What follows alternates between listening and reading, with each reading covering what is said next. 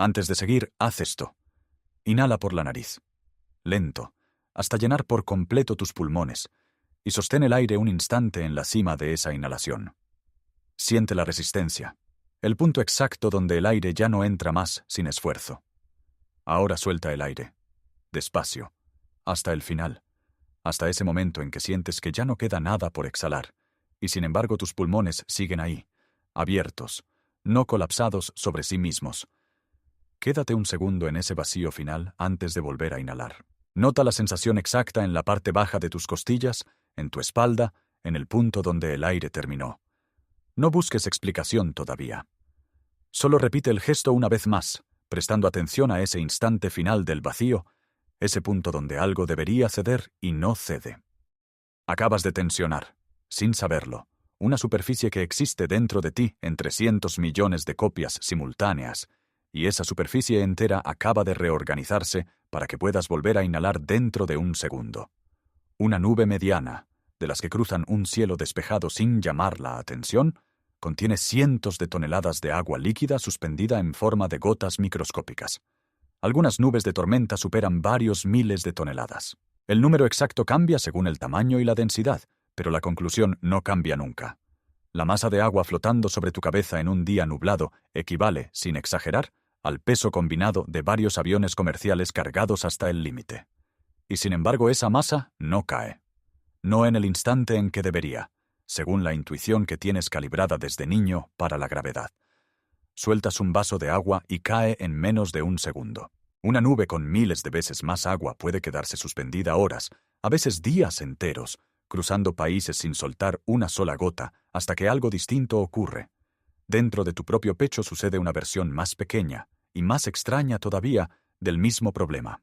Cada vez que exhalas por completo, 300 millones de sacos microscópicos en tus pulmones, los alvéolos, llegan a un radio tan diminuto que, según la física elemental de las superficies curvas, deberían colapsar sobre sí mismos como una pompa de jabón estirada más allá de su límite. No lo hacen. Ni una sola vez, en los miles de respiraciones que ya llevas hechas hoy. La física que aprendiste de niño dice que los objetos caen, que las burbujas pequeñas revientan, que la gravedad y la tensión siempre ganan. Esa física fue calibrada para un balde de agua o una pompa de jabón de tamaño de mano, no para gotas de una fracción de milímetro ni para sacos de aire más delgados que una sola célula. ¿Por qué el agua de una nube no obedece la misma prisa que el agua de un vaso? ¿Y por qué tus propios pulmones no se aplastan bajo la misma ley que, en teoría, debería vencerlos 2 veces por minuto? Para responder eso, hay que mirar primero qué es, físicamente, un alvéolo, antes de explicar por qué no se comporta como debería. Tus pulmones no son 2 bolsas que se inflan y se desinflan, aunque así los dibujen en cualquier diagrama escolar. Son un árbol de ramificaciones que termina, en sus puntas más finas, en alrededor de 480 millones de sacos microscópicos, cada uno con un diámetro que ronda entre 2 y 3 décimas de milímetro cuando está lleno de aire, y bastante menos cuando exhalas. Si pudieras despegar la superficie interior de todos esos sacos y extenderla plana sobre el suelo, cubriría algo cercano a 70 metros cuadrados, el área aproximada de una cancha de tenis completa, doblada y empaquetada dentro de una caja torácica que cabe en un asiento de avión. Ese dato sorprende la primera vez que se escucha, pero lo que sorprende de verdad es lo que ocurre en la superficie de cada uno de esos sacos, no su tamaño total. Cada alvéolo está tapizado por dentro con una capa delgadísima de líquido, y donde hay líquido expuesto al aire hay tensión superficial. Las moléculas de agua de la superficie se atraen entre sí con más fuerza de la que sienten hacia el aire que tienen encima, y ese desequilibrio genera una fuerza que tira de la superficie hacia adentro, como si quisiera reducir su área al mínimo posible. Es la misma fuerza que redondea una gota de lluvia y la misma que mantiene esférica una pompa de jabón.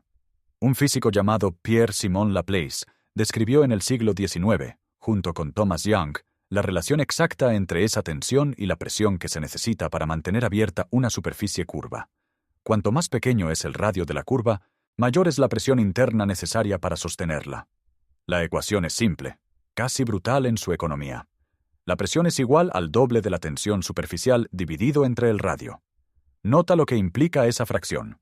Si el radio se reduce a la mitad, la presión necesaria se duplica. Si 2 burbujas de distinto tamaño están conectadas por el mismo tubo de aire, como ocurre en la práctica dentro de tu árbol bronquial, La burbuja pequeña, con su radio menor, generaría más presión interna que la grande, y esa diferencia de presión empujaría el aire de la pequeña hacia la grande hasta que la pequeña desapareciera por completo.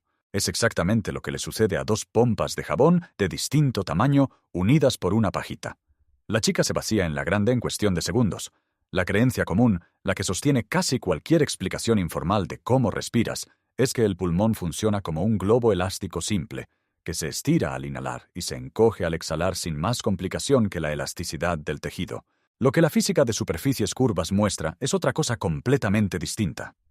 Tus pulmones son, en términos físicos exactos, una colección de 480 millones de pompas de jabón microscópicas de tamaños ligeramente distintos, conectadas entre sí por el mismo árbol de tubos, y que según la ecuación de Young-Laplace deberían vaciarse las unas en las otras cada vez que exhalas, colapsando en un puñado de sacos grandes y dejando el resto aplastado e inútil. La razor sentence de este bloque cabe en una sola imagen. Un alvéolo no es un globo. Es una pompa de jabón que tu cuerpo aprendió a estabilizar contra su propia física antes de que tuvieras memoria consciente de haber respirado por primera vez. Suscríbete y deja el like ahora, antes de que sigamos, porque lo que viene explica cómo tu cuerpo resuelve, en cada respiración, un problema que a la industria le costó décadas entender. El primer nivel de este mecanismo ocurre en milisegundos, en el instante mismo en que el aire empieza a salir de tus pulmones y el radio de cada alvéolo comienza a reducirse. Según la ecuación de Young-Laplace aplicada a una superficie de agua pura, la presión de colapso debería dispararse exactamente en ese momento, cuando el radio es más pequeño y la tensión superficial del agua, que ronda los 72 milinewton por metro a temperatura corporal, actúa sin oposición. Pero la superficie de tus alvéolos no está cubierta de agua pura. Está cubierta de una mezcla de fosfolípidos, sobre todo un compuesto llamado dipalmitoilfosfatidilcolina, secretado por unas células especializadas llamadas neumocitos tipo 2, que tapizan el interior de cada saco en proporción mucho menor que las células respiratorias propiamente dichas, pero con una función desproporcionada respecto a su número. Esas moléculas se comportan como un jabón industrial, tienen una cabeza que se lleva bien con el agua y una cola que la rechaza, y cuando el área de la superficie se reduce durante la exhalación, esas moléculas se concentran, se aprietan entre sí en la superficie y reducen la tensión superficial del agua de manera desproporcionada, precisamente cuando el radio es menor y la ecuación de Laplace más lo exigiría. El principio físico que opera aquí, en esta primera capa de milisegundos, no es una propiedad exclusiva del pulmón, es la física general de las superficies curvas, la misma que gobierna por qué una gota diminuta de agua en una nube, sujeta también a la ecuación de Young-Laplace, en su versión de vapor conocida como ecuación de Kelvin, tiene una presión de vapor distinta según su propio radio. ¿Y por qué gotas de tamaños distintos dentro de la misma nube compiten entre sí exactamente como compiten los alvéolos, con las gotas más grandes creciendo a costa de las más pequeñas, salvo que algo module esa competencia? En tu pulmón, ese algo es el surfactante. En la nube, ese algo son núcleos de condensación y partículas higroscópicas que alteran localmente la tensión superficial del agua, retrasando la evaporación de las gotas más pequeñas el tiempo suficiente para que la nube entera se mantenga como una población estable de gotas en lugar de colapsar en unas pocas gotas grandes que sí caerían de inmediato. Ese mismo desequilibrio entre gotas de distinto tamaño tiene un nombre en la física de aerosoles: maduración de Ostwald, descrita originalmente por Wilhelm Ostwald en el siglo XIX para cristales en disolución y aplicada después a poblaciones de gotas dentro de una nube. Sin ningún mecanismo que lo frene, ese proceso debería hacer que las gotas grandes crezcan devorando a las pequeñas hasta que quede una población reducida de gotas suficientemente pesadas para caer de inmediato como lluvia. Que una nube típica tarde horas o días en llegar a ese punto, en lugar de minutos, depende de una combinación de corrientes de aire ascendente que sostienen físicamente el peso de las gotas más pequeñas, evaporación parcial que retira agua de las gotas más chicas antes de que terminen de desaparecer, y una distribución de tamaños que la turbulencia atmosférica reorganiza constantemente. Ninguno de esos factores existe dentro de tu pulmón. Ahí, la única variable que module la competencia entre alvéolos de distinto tamaño es la concentración de surfactante en cada superficie. Y esa es la razón por la que la analogía, aunque parezca poética, es en realidad una comparación entre dos soluciones distintas al mismo problema físico de fondo. cómo impedir que una población de superficies curvas pequeñas colapse en favor de las más grandes. El segundo nivel se despliega en segundos y minutos, y es donde la estabilidad de la superficie se convierte en función real. Con el surfactante reduciendo la tensión de manera proporcionalmente mayor en los alvéolos pequeños que en los grandes, la diferencia de presión entre sacos de distinto tamaño se aplana, y en lugar de que el aire fluya todo hacia los sacos grandes, la población completa de 300 a 480 millones de alvéolos permanece abierta, todos participando del intercambio de gases al mismo tiempo. Ese intercambio depende, en última instancia, de un gradiente de presión parcial. El oxígeno se mueve desde el aire alveolar, donde su presión parcial ronda los 100 milímetros de mercurio, hacia la sangre capilar, donde ronda los 40, y ese movimiento ocurre por simple difusión a través de una membrana de menos de 1 micra de espesor, siguiendo la ley de Fick, sin que el cuerpo gaste energía activa en mover las moléculas de gas. Si el surfactante fallara y un porcentaje relevante de alvéolos colapsara, la superficie total disponible para ese intercambio se reduciría en minutos, y la saturación de oxígeno en tu sangre empezaría a caer de forma medible antes de que percibieras conscientemente ninguna falta de aire. El tercer nivel es el que nadie espera, y es donde el mecanismo deja de ser una curiosidad de laboratorio para volverse una cuestión de vida o muerte medida en la práctica clínica real. En 1957, un fisiólogo llamado John Clements, trabajando en un laboratorio militar y luego en la Universidad de California en San Francisco, midió por primera vez con precisión que el extracto de tejido pulmonar reducía la tensión superficial mucho más de lo que cualquier líquido biológico simple debería, y que esa reducción variaba según el área de la superficie, de una manera que solo se explicaba por la presencia de una película activa capaz de comprimirse y expandirse con cada respiración. 2 años más tarde, Mary Ellen Avery y Jerry Mead, en la Universidad Johns Hopkins, conectaron ese hallazgo con una tragedia clínica que hasta entonces no tenía explicación mecánica. Los bebés nacidos antes de cumplir el embarazo completo, cuyos pulmones no habían tenido tiempo todavía de producir surfactante en cantidad suficiente, morían por colapso alveolar generalizado poco después de nacer, en una condición conocida entonces como enfermedad de membrana hialina. El pulmón de un bebé prematuro no le falla por estar mal formado. Le falla porque la física de Young-Laplace, sin surfactante que la module, colapsa la totalidad de sus alvéolos casi de inmediato, cada vez que intenta exhalar. Ese descubrimiento clínico abrió, décadas después, una industria farmacéutica entera dedicada a sintetizar surfactante artificial para administrarlo a bebés prematuros a través de un tubo endotraqueal, en unidades de cuidados intensivos neonatales, bajo condiciones estériles rigurosas y a un costo que puede superar varios cientos de dólares por dosis, con una precisión de manufactura medida en microgramos de fosfolípido por mililitro.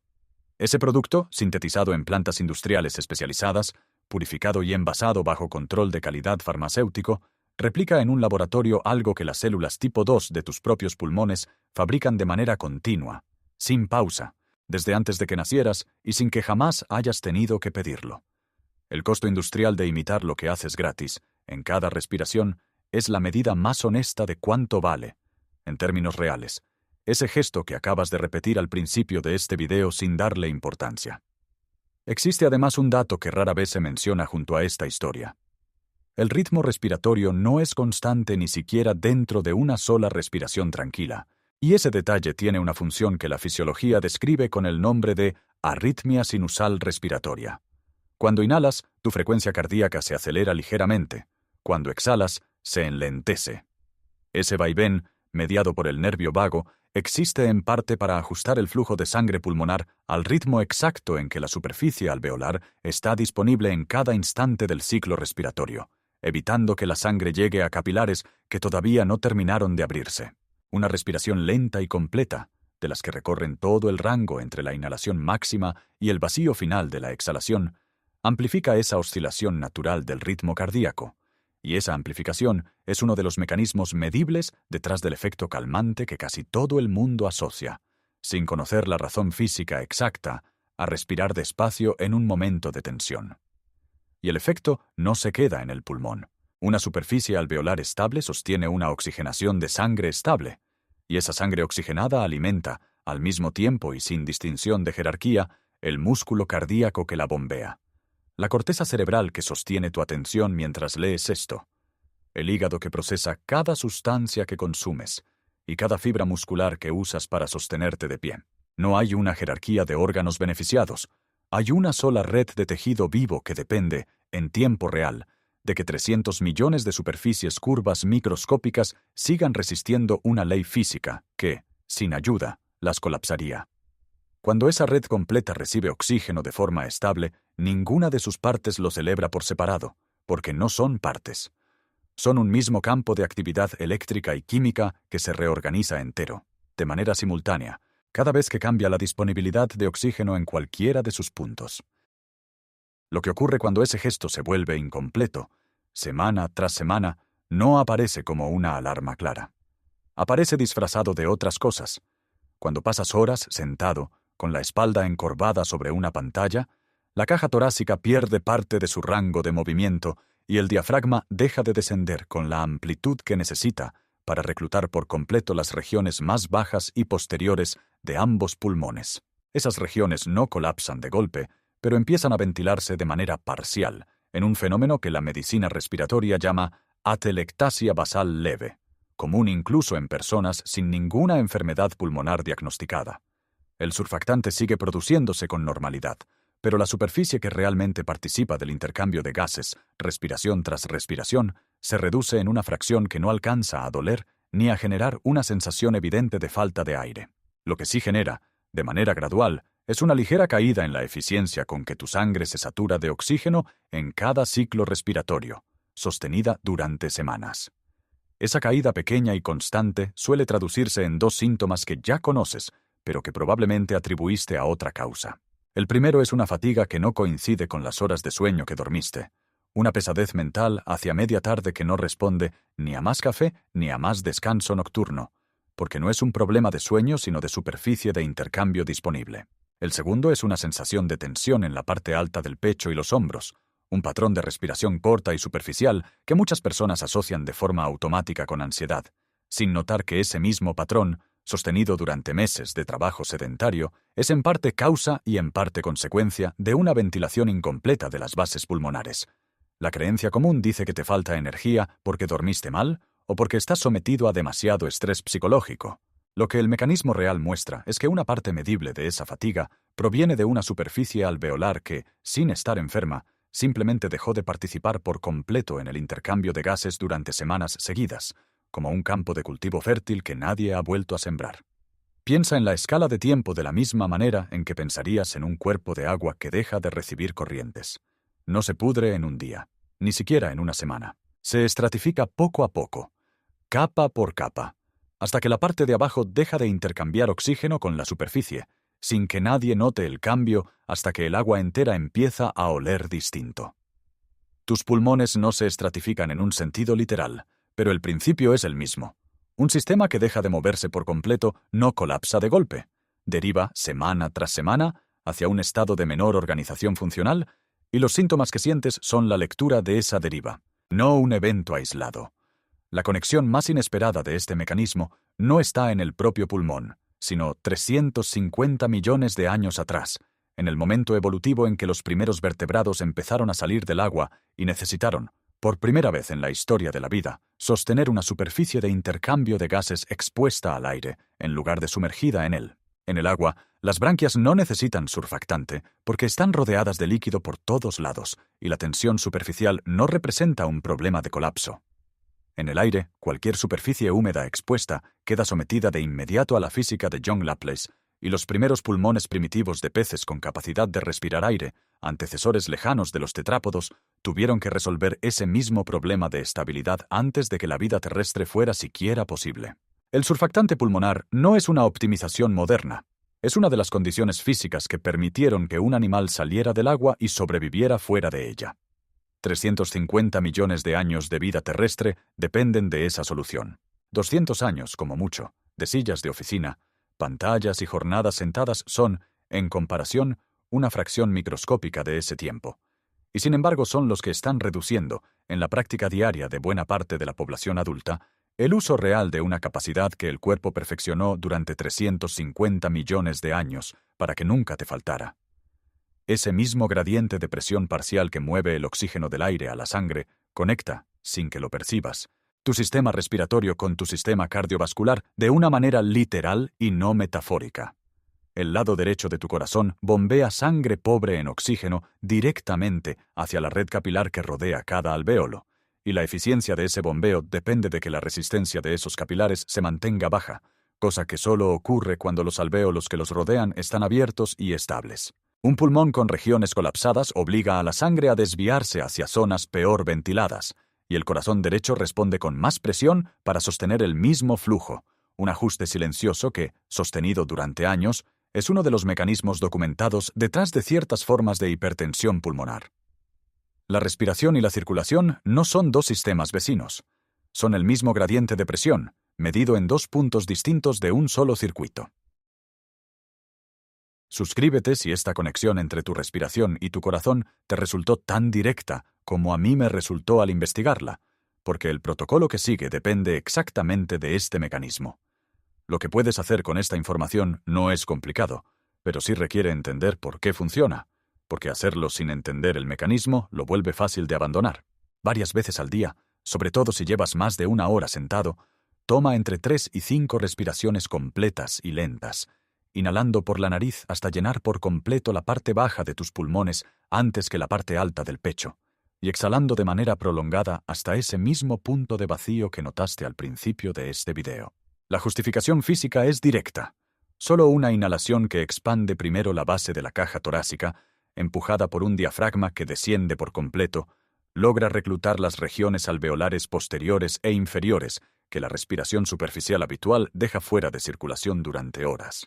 La señal de que el mecanismo está activo no es una sensación en el pecho, sino en la espalda baja y los costados. Si sientes que tus costillas se expanden hacia los lados y hacia atrás, no solo hacia adelante, estás reclutando superficie alveolar adicional. Si sientes el movimiento únicamente en la parte alta del pecho, estás repitiendo el mismo patrón superficial que querías corregir, y el gesto, en ese caso, no cumple su función. Si tienes alguna limitación física que te impide sentarte erguido, el mismo principio funciona recostado, siempre que permitas que el abdomen se expanda con libertad durante la inhalación en lugar de contenerlo. El error más común que anula el efecto es acelerar el ritmo. Una respiración rápida, aunque profunda, no le da tiempo a la fase de exhalación de completarse hasta ese punto de vacío que permite el reclutamiento máximo en la siguiente inhalación. No se trata de contar minutos ni de perseguir una cifra exacta de repeticiones diarias. Se trata de interrumpir, un puñado de veces al día, el patrón de respiración corta y alta en el pecho, que la vida sedentaria moderna instala por defecto, devolviendo a la ecuación de Young-Laplace la totalidad de la superficie que tu propio surfactante ya está preparado para sostener. Cuéntame en los comentarios cuántas respiraciones completas de las que llegan hasta el vacío final en la parte baja de las costillas lograste hacer conscientemente en la última hora antes de leer esto, sin contar la del principio del video. Hay una sola ley física detrás de todo lo que acabas de leer, y no distingue entre la escala de una nube y la escala de tu propio cuerpo. La tensión superficial de una superficie curva, moderada por la presencia o ausencia de una película activa, que reduce esa tensión de manera proporcional al radio, decide si una gota de agua suspendida en la atmósfera persiste durante horas o colapsa en un instante, y decide, con la misma exactitud matemática, si 300 millones de sacos microscópicos dentro de tu pecho permanecen abiertos toda tu vida o se cierran sobre sí mismos como debería exigir la física elemental. El universo no inventó una solución distinta para cada escala en la que aparece este problema. Encontró una única solución, gobernada por una única ecuación, y la usó para sostener nubes que cruzan continentes enteros sin deshacerse, y para sostener, al mismo tiempo, el interior silencioso de tu propio tórax, respiración tras respiración, desde antes de que tuvieras memoria y hasta la última vez que exhales. Una nube no cae de inmediato por la misma razón exacta por la que tú tampoco te quedas, jamás, sin aire, porque hay una física de superficies curvas que sabe, con una precisión que ninguna intuición humana logra igualar, exactamente cuánta tensión hace falta reducir y dónde para que lo pequeño no colapse bajo el peso de lo grande.